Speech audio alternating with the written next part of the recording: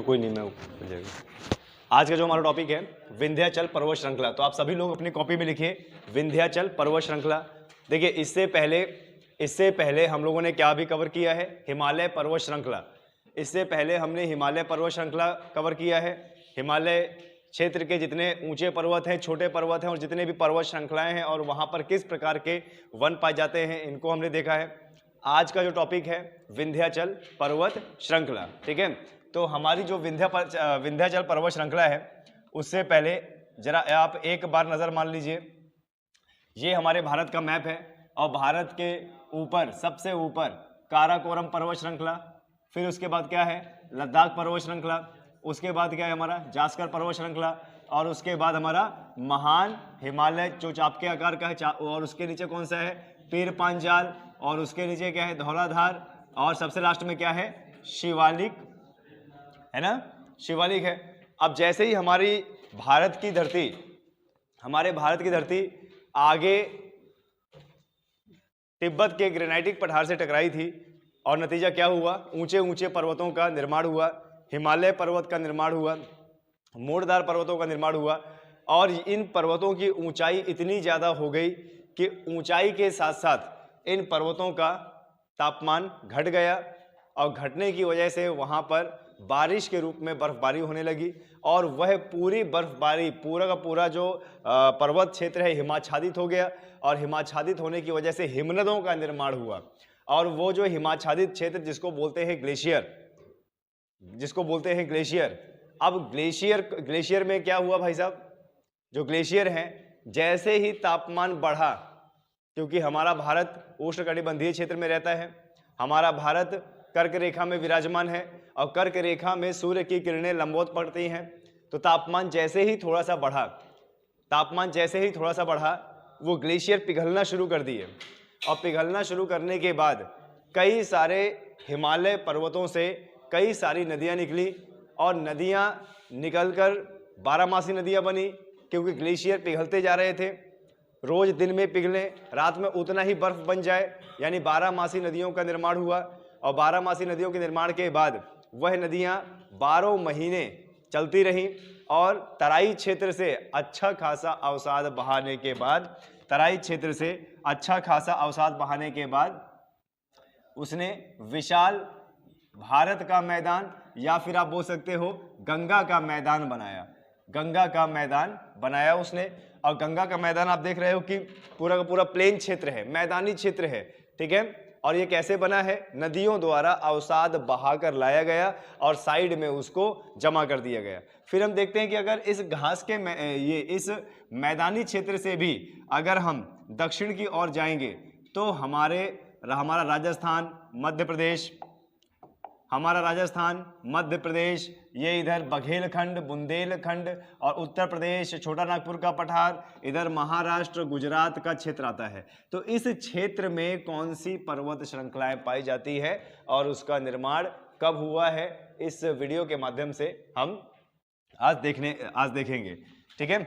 लेकिन सबसे पहले आपको एक चीज समझनी होगी कि जैसे देखिए, अगर हम ये हमारा उत्तर है, उत्तर से अगर दक्षिण की ओर जाएं, उत्तर से दक्षिण की ओर जाएं, तो हमें भारत में किस तरह का स्वरूप देखने को मिलेगा। जैसे मान लीजिए उत्तर है, उत्तर में तो आपको ऊंचे ऊंचे पर्वत श्रृंखलाएं देखने को मिलेंगी, और जैसे ही आप उत्तराखंड से नीचे आते हो तो ये पूरा हमारा मैदानी क्षेत्र है, और मैदानी क्षेत्र के बाद जैसे ही और मध्य प्रदेश की ओर बढ़ते हो तो यहाँ पर आपको विंध्याचल पर्वत श्रेणी देखने को मिलेगी, यानी फिर से ऊंचाई देखने को मिलेगी। तो ये कुछ अगर हम इसका ग्राफ बनाए तो ये कुछ ऐसे होगा। जैसे मान लीजिए कि ये हमारा इधर उत्तर है और इधर हमारा क्या है दक्षिण है, तो उत्तर में ऊंचे ऊंचे पहाड़ है, और फिर एक गर्त है, गर्त होने के बाद फिर से ऊंचाई हो गई है। तो देखिए ध्यान से,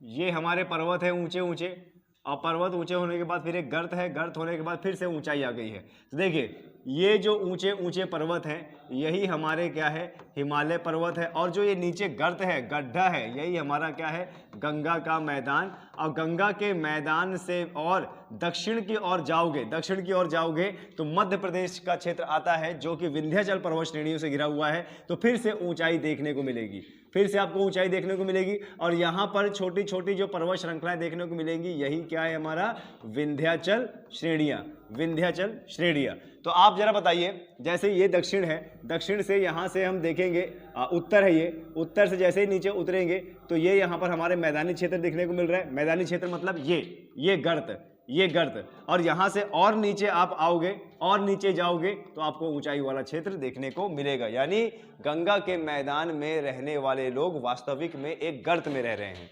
कहाँ रह रहे हैं? एक गर्त में, एक गड्ढे में रह रहे हैं। आप यूं मान के चलिए कि जैसे हमारा चित्रकूट का क्षेत्र है, उत्तर प्रदेश का क्षेत्र है, राजस्थान, दिल्ली और इधर आप चले जाएंगे बिहार का क्षेत्र है, ये गंगा का मैदान बना हुआ है और यह एक गर्त है। और इस क्षेत्र के उत्तर में हिमालय और दक्षिण में विंध्याचल की श्रेणियां।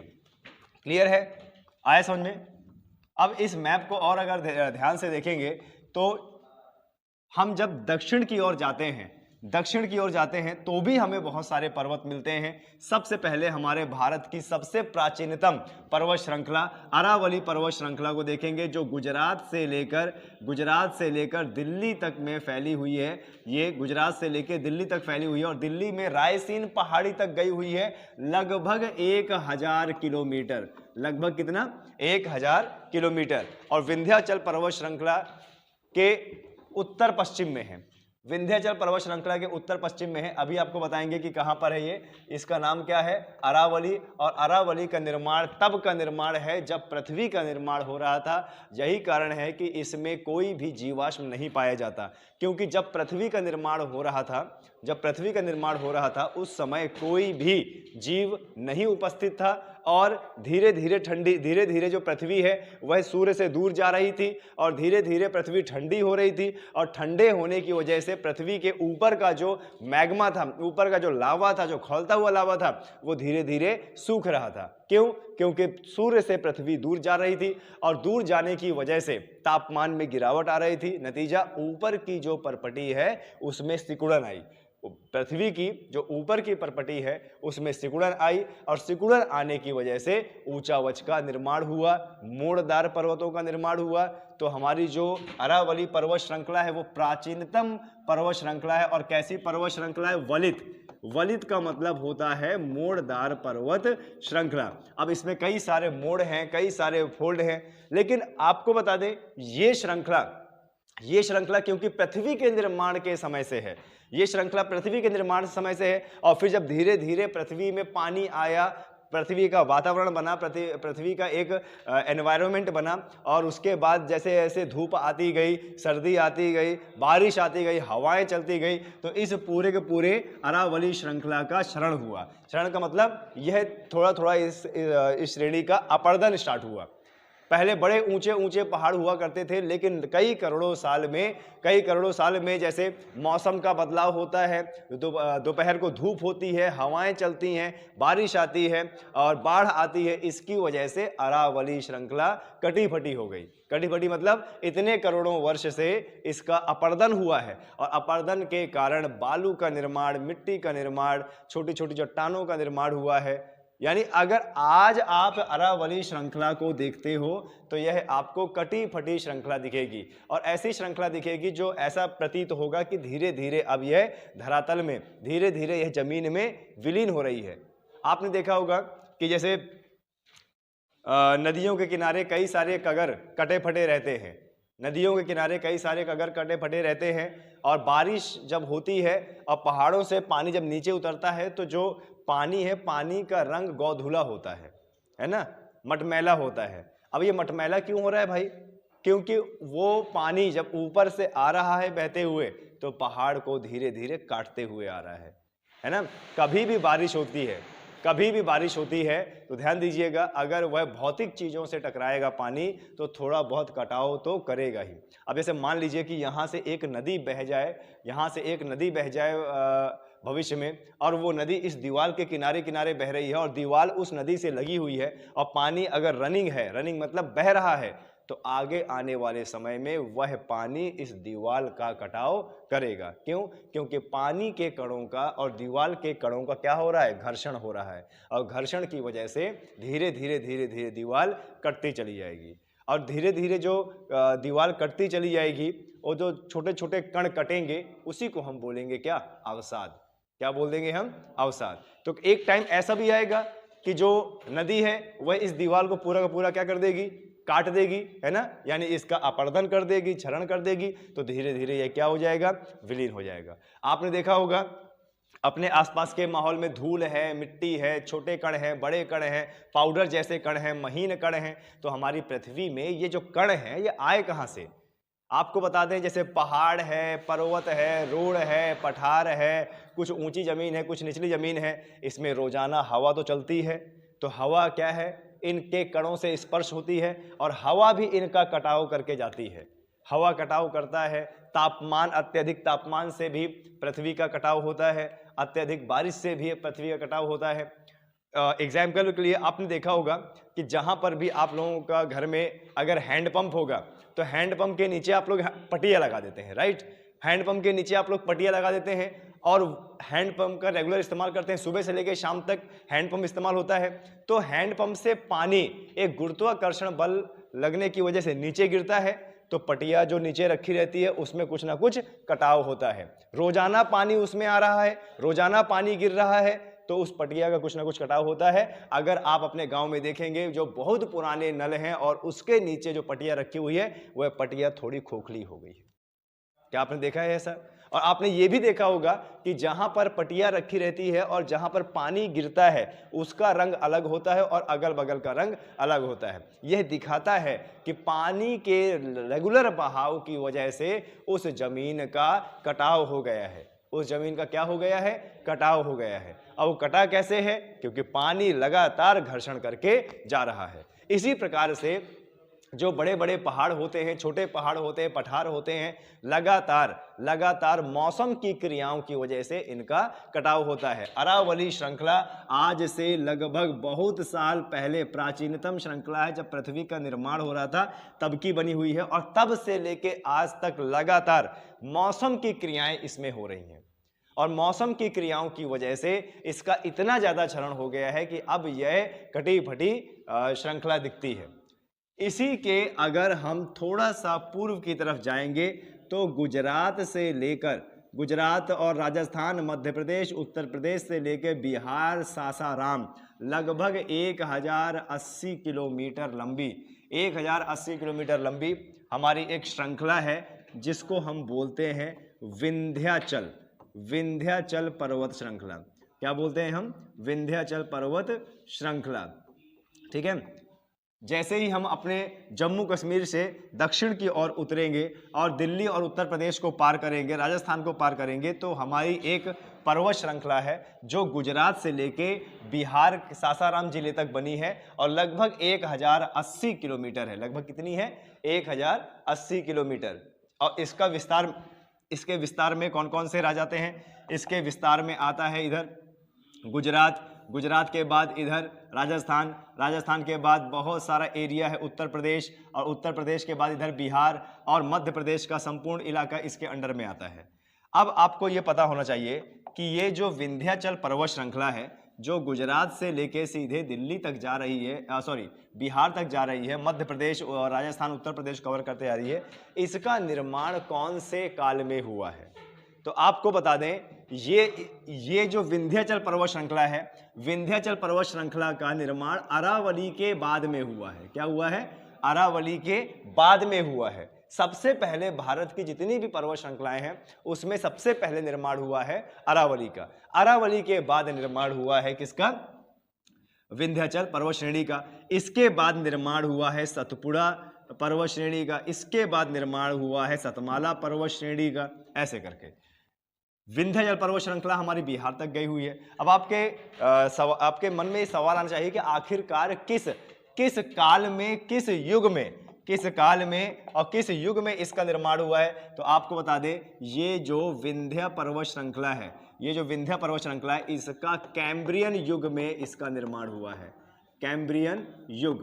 कैम्ब्रियन युग में इसका निर्माण हुआ है और ये वही युग है जब हमारे विश्व में कोई भी जीव नहीं था, यानी इन पर्वत श्रृंखला में भी कोई जीवाश्म नहीं पाया जाता है। अगर आप इन विंध्याचल पर्वत श्रेणियों को खोदेंगे तो आपको चट्टानें, खनिज पदार्थ, इसके सिवा आपको कुछ नहीं मिलेगा। कोयला मिलेगा, कोयला मिल सकता है आपको, लोहा चांदी सोना मिल सकता है आपको, हीरे मिल सकते हैं, लेकिन कोई भी जीव आपको इसमें नहीं मिलेगा, कोई भी जीवाश्म इसमें नहीं मिलेगा। क्या कारण है? क्योंकि यह कैम्ब्रियन युग की बनी हुई है और कैम्ब्रियन युग में हमारे विश्व में कोई भी जीव की उत्पत्ति नहीं थी। ठीक है। अब आपके अंदर ये भी एक मन में सवाल आना चाहिए कि जैसे हमारी हिमालय पर्वत श्रृंखला थी, हिमालय पर्वत श्रृंखला तो तिब्बत के पठार से टकराने का नतीजा था। जो हमारे हिमालय पर्वत श्रृंखला है, हिमालय पर्वत श्रृंखला तो जब हमारा भारत की प्लेट गोंडवाना धरती से टूटकर आगे हिमालय तिब्बत के पठार से टकरा गई, तो टकराने की वजह से बना है क्या? हिमालय पर्वत श्रृंखला। लेकिन ये विंध्याचल पर्वत श्रृंखला कैसे बनी है? ये कहाँ से टकराई है? क्या ये टकराई है कि ये भूविवर्तन की प्लेट खिसकाव के कारण बना है कि कैसे बना है? तो आपने एक नाम सुना होगा, जब भी मध्य प्रदेश की नदियों का नाम सुनते होंगे, नर्मदा नदी, ताप्ती नदी, तो आपने एक शब्द सुना होगा जिसको बोलते हैं क्या? भ्रंश। विंध्याचल पर्वत श्रृंखला, विंध्याचल पर्वत श्रृंखला, पर्वत श्रेणी, यह धरती में भ्रंश के कारण बनी है। अब भ्रंश का मतलब क्या होता है? भ्रंश का मतलब जब धरती की विवर्तनिकी क्रियाएं हो रही होती हैं तो धरती का या तो धंस जाना और या तो धरती का उठ जाना। अब देखो, जब भी कोई धरती धंसती है, जैसे मान लीजिए कोई प्लेन धरती है और प्लेन धरती का एक हिस्सा धंस गया, तो सीधी सी बात है एक हिस्सा नीचे हो जाएगा और एक हिस्सा अपने आप क्या हो जाएगा? ऊपर हो जाएगा। तो जो पार्ट धंसेगा और जो पार्ट उठेगा उसके बीच में एक दरार पड़ जाएगी, उसी को क्या बोलते हैं?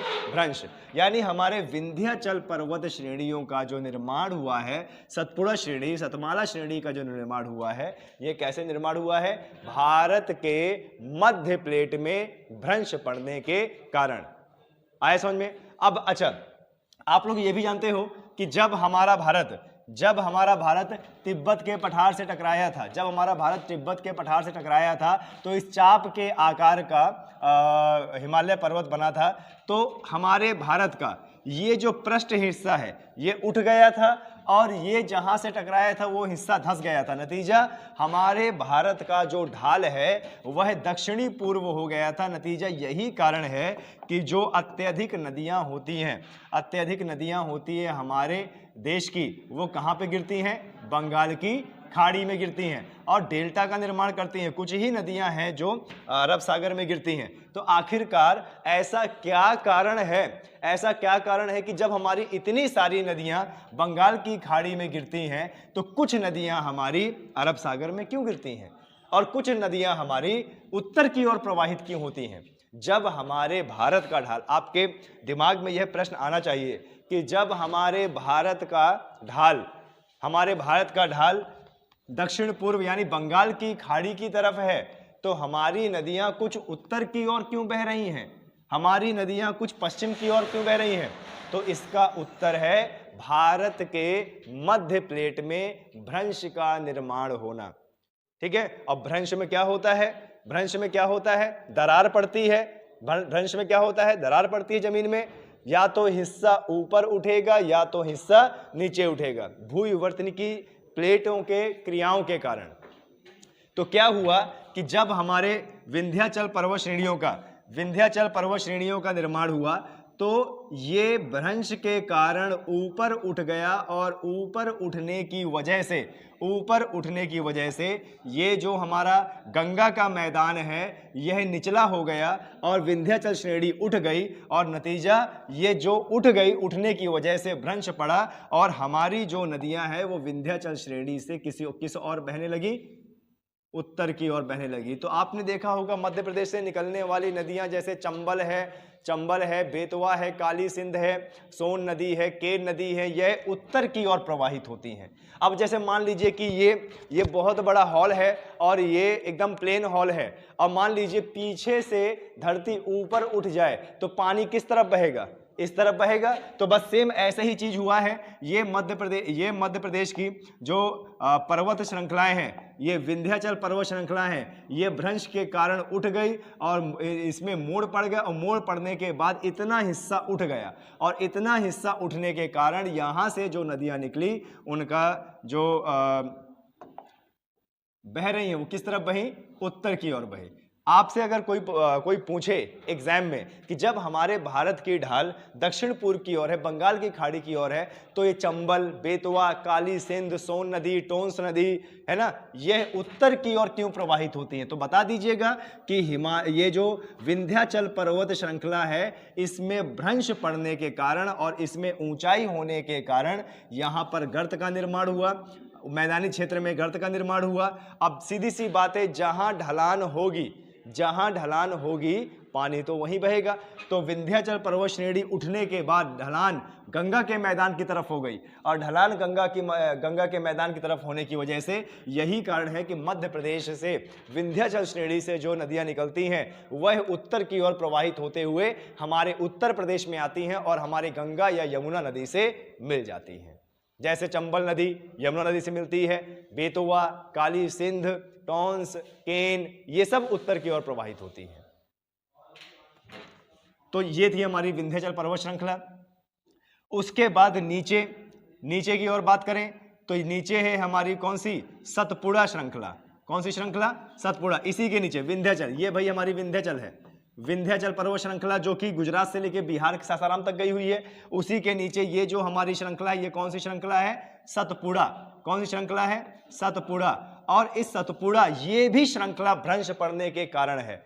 तो भ्रंश इतना ज्यादा गहरा पड़ा कि दरार बन गई, और दरार का जो ढलान था वह खंभात की खाड़ियों की ओर था। यही कारण है कि अमरकंटक से निकलने वाली नदी नर्मदा नदी पश्चिम की ओर प्रवाहित होती है, ना कि पूर्व की ओर। क्योंकि सतपुड़ा के भ्रंश पड़ने से ये जो विंध्याचल और सतपुड़ा के बीच का क्षेत्र है, यहाँ पे इतना ज्यादा ढलान हो गया कि इसका ढलान किस तरफ गया? पश्चिम की ओर। और यही कारण है कि अमरकंटक से हमारी नर्मदा नदी जो निकली है वो सीधे कहाँ जाती है? खंभात की खाड़ी में। एक भ्रंश और पड़ा आपको बता दें, जिसको बोलते हैं सतपुड़ा और सतमाला का भ्रंश। सतपुड़ा और सतमाला का भ्रंश। तो इस भ्रंश का भी ढाल किस तरफ हुआ? पश्चिम की ओर हुआ। यही कारण है कि एक और नदी यहां से छोटा नागपुर के पठार, यानी आप बोल सकते हो कि अमरकंटक से निकलते हुए एक और नदी जिसका नाम है ताप्ती नदी, ये नदी भी क्या? पश्चिम की ओर प्रवाहित होते हुए खंभात की खाड़ी में गिर गई। अब यहां पर कई सारे सवाल बनते हैं कि हमारे भारत का ढाल, हमारे भारत की जितनी भी नदियां हैं वह बंगाल की खाड़ी में गिरती हैं और डेल्टा का निर्माण करती हैं, लेकिन नर्मदा और ताप्ती नदी, ये देखो, ये जो रेड कलर से मैंने दिखाया है, ठीक है, देखिए एक मैं डायग्राम थोड़ा सा और अच्छे से बना देता हूं, आप लोगों को समझ में आ जाएगा। ठीक है, देखिए एक पर्वत श्रृंखला है हमारी, कौन? विंध्याचल पर्वत श्रृंखला। ठीक है, एक पर्वत श्रृंखला हमारी कौन सी है जरा बताए? सतपुड़ा। एक कौन सी है हमारी? सतमाला। इनका मैं नाम लिख देता हूं ताकि आप लोगों को याद रहे। ऊपर है पहले, सबसे पहले क्या है? विंध्याचल पर्वत श्रृंखला। और फिर क्या है हमारी ये जो दूसरे नंबर की है, ये कौन सी है? सतपुड़ा। और जो तीसरे नंबर की है, ये कौन सी है हमारी? सतमाला। और ये तीनों का निर्माण किससे हुआ है?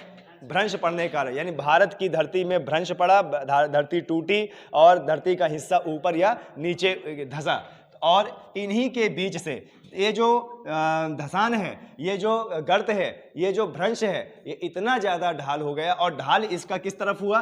पश्चिम की तरफ हुआ। यही कारण है कि जो हमारी नर्मदा नदी यहाँ कहाँ से निकल रही है?